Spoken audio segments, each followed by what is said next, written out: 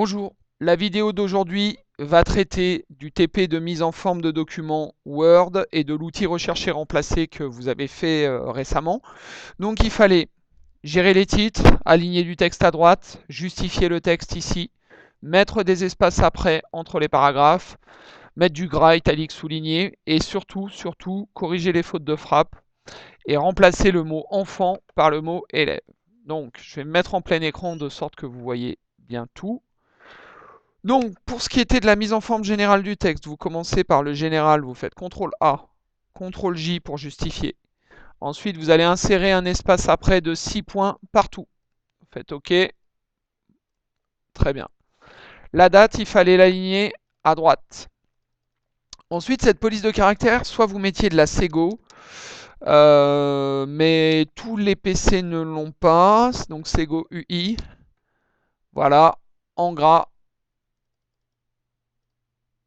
en taille 20. Voilà, donc je pense que j'ai traité le titre. Ensuite, il fallait lire sur ce blog, donc ça c'était en gras souligné, donc pour le gras vous faites CTRL G, pour souligner vous faites CTRL U. Là c'était les liens hypertextes, donc pour souligner vous faites CTRL U, vous le mettez en bleu. Alors peu importe le bleu, hein, je vous mettais pas des points en plus ou en moins pour ça. Voilà. Ensuite, il y avait un retrait. Alors ça, vous ne savez pas forcément le faire. Ceci dit, vous pouviez poser la question à Google.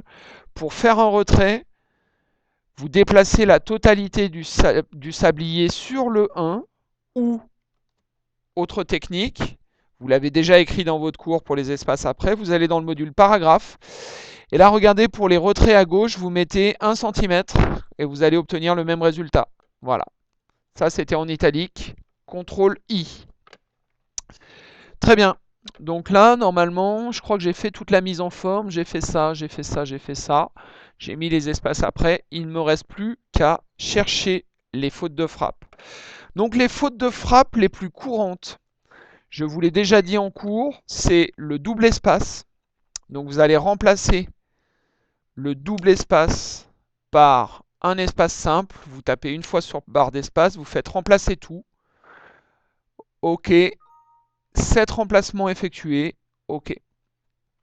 Ensuite, un espace avant la virgule, donc vous faites espace, puis virgule, que vous remplacez par une virgule toute simple. Vous faites remplacer tout.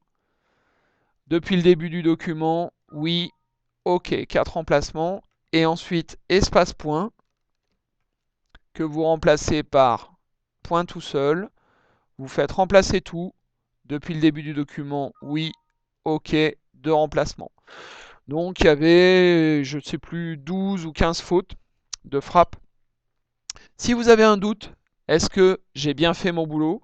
Vous faites rechercher ici, double espace, vous voyez qu'il n'y a aucune correspondance. Espace virgule, aucune correspondance. Espace point, aucune correspondance.